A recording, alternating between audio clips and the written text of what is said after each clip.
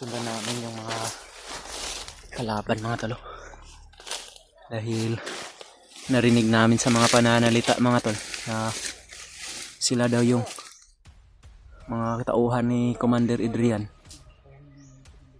At ito yung mga iniwan niya mga tol sa daan para humarang sa amin dahil ayaw nila na maligtas namin si Noah mga tol. At pinapaalirto lahat ni Commander Adrian yung mga tauhan niya. So kami naman ni Edward ay patuloy kami sa pagsunod mga tol. Ito lang yung paraan namin mga tol na makuha namin si Noah.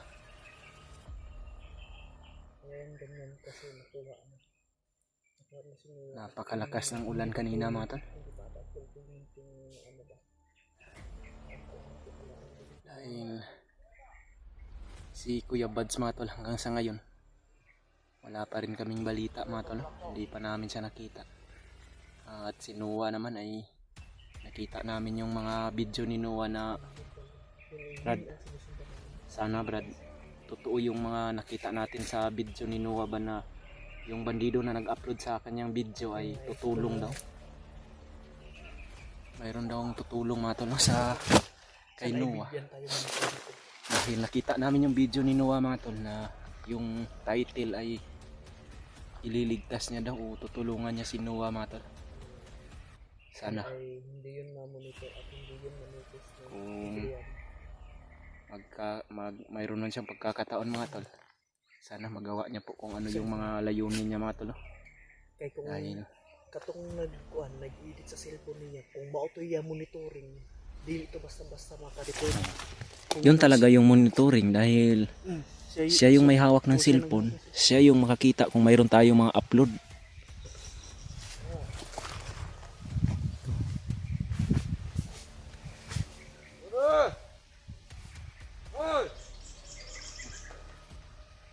Bakit walang mga tauhan natin dito?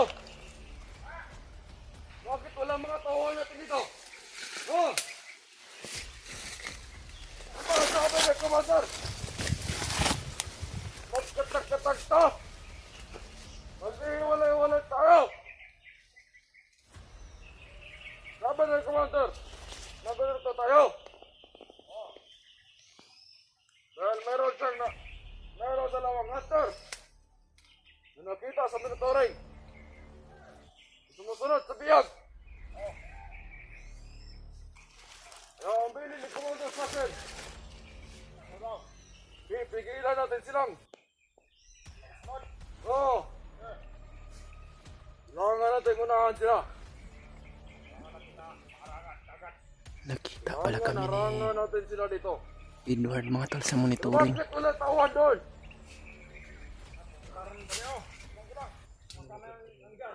Putang ina kayo!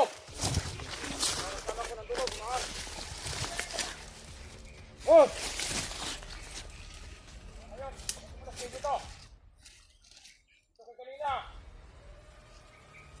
Huwag kayong maalis sa pwesto ninyo! Paano kung Marami sila mga tol masukat tayo ng mga hunter? Oh! na pinabantay ni Gusto niyo ba mapugutan ang ulo ni Commander Adrian?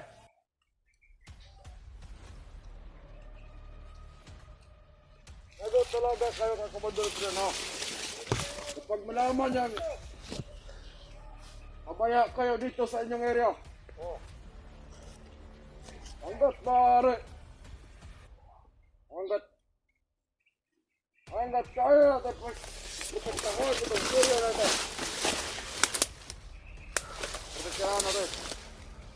Mas maganda kung magkakaisa tayong lahat. Dahil isa lang ang ating layunin.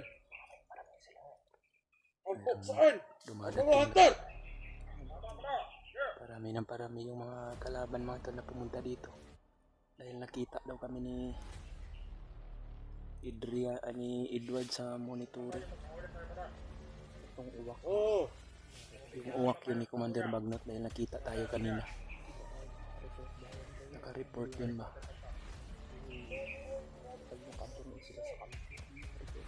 Sana lang mga tol,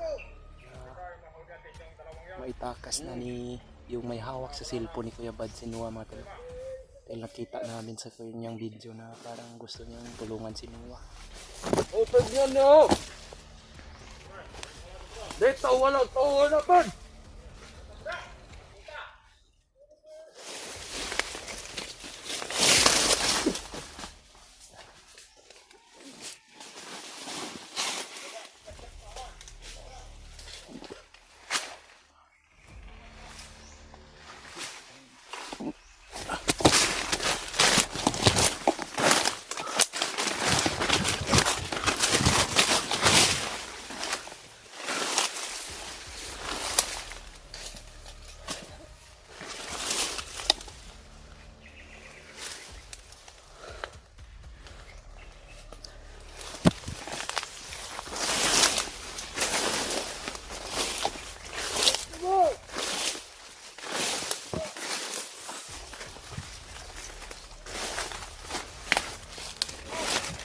Sinigyan ng sniper mo.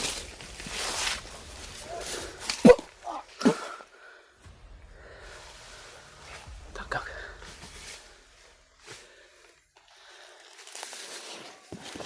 Sniper yun. Buti hindi tayo nakita. Gusto nyo natin yung naramdaman ko sa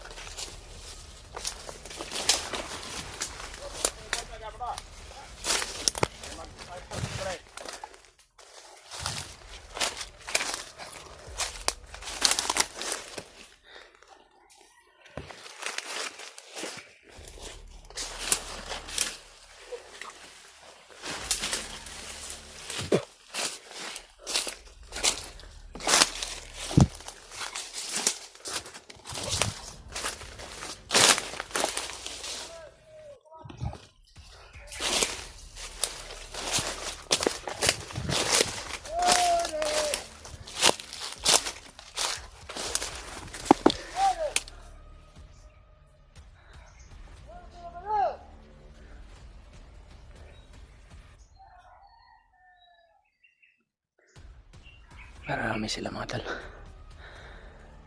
Ito yung mga tauhan na iniiwan ni Adrian sa mga dinadaanan nila mga tol.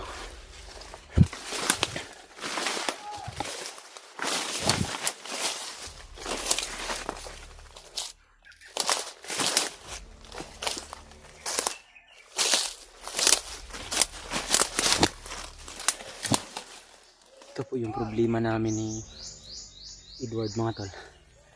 Dahil mahihirapan kami sa pagsunod.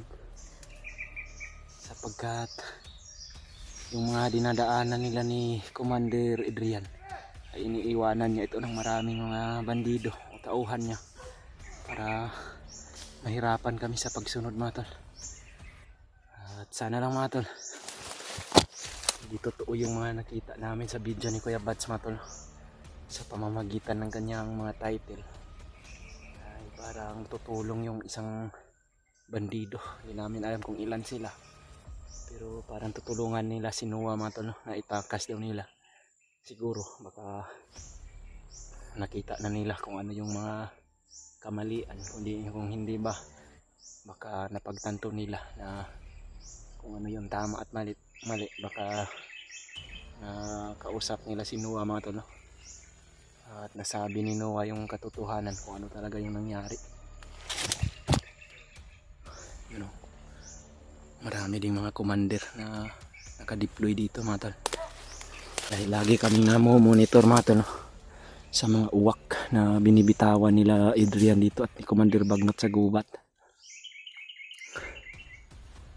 Gustuhin man namin ni Edward na madaliin na marating namin kaagad yung area kung saan si Noah. Ang problema lang mga tol ay marami talaga yung mga nakaharang sa daan at mga commander pa, karamihan sa kanila, at lagi din kaming hinaharangan ni Butakal. Kaya ginagawa po namin ang lahat mga tol, lahat ng makaya namin para matulungan namin si Noah mga tol. At sana mga tol makita na rin namin si Kuya Buds mga tol, dahil pinuntak po namin yung asawa ni Kuya Buds mga tol kung ano na ba yung balita, pero hanggang sa ngayon mga tol hindi pa rin daw nakauwi si Kuya Buds sa pamamahay nila. Alam ko pa rin mga tol na andito pa rin si Kuya Buds sa bundok. At mayroon ding mga nagsasabi mga tol na yung assassin daw na nakikita namin ay para daw si Kuya Buds mga tol. Hindi man natin alam talaga kung totoo ba mga tol. Sana mga tol makita namin yung assassin at makausap namin para malaman natin kung ano yung totoo. Parang dumadami na naman sila mga tol.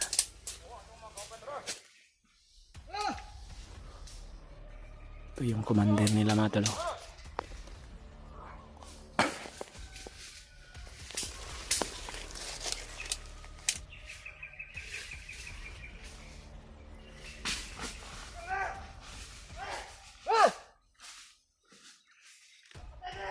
Nakita nila yung mga patay, Brad.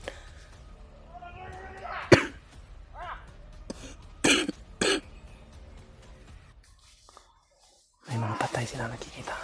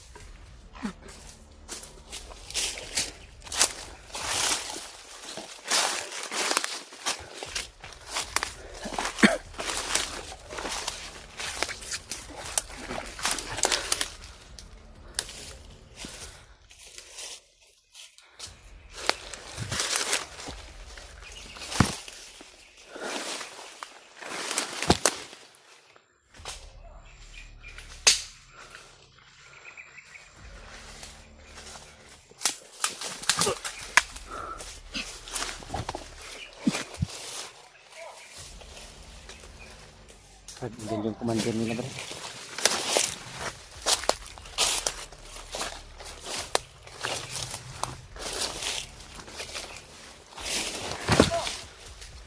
Yan yung commander nila, oh.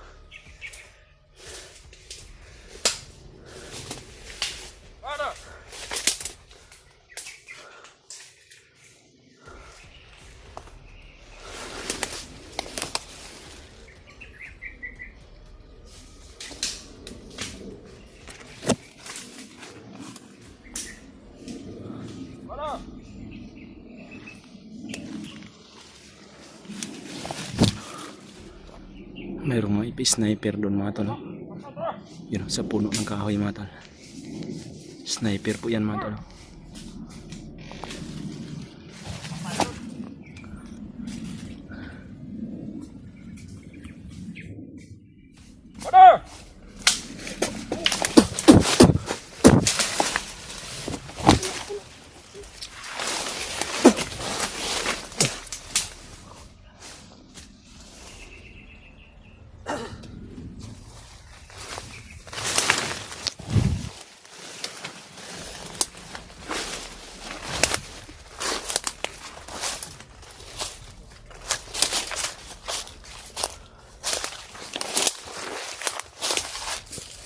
Kailangan magbantay tayo na maigi, Brad. Marami sila. Ito yung isang dahilan kung bakit hindi tayo kaagad makarating kung saan si Noah, sapagkat yung bawat daan na dinadaanan nila Commander Adrian mga tol Andun ay ang mga iniiwanan nila ito tira. ng maraming tauhan. Monitoring kami tol sa mga uwak. Yun, marami sa unahan. Kasi ito sa inyo. Hindi na natin alam kung saan banda ligtas na daanan, pero Ayaw ito lang talaga. halos lahat ng daanan mga tol mayroon talagang nakaharang.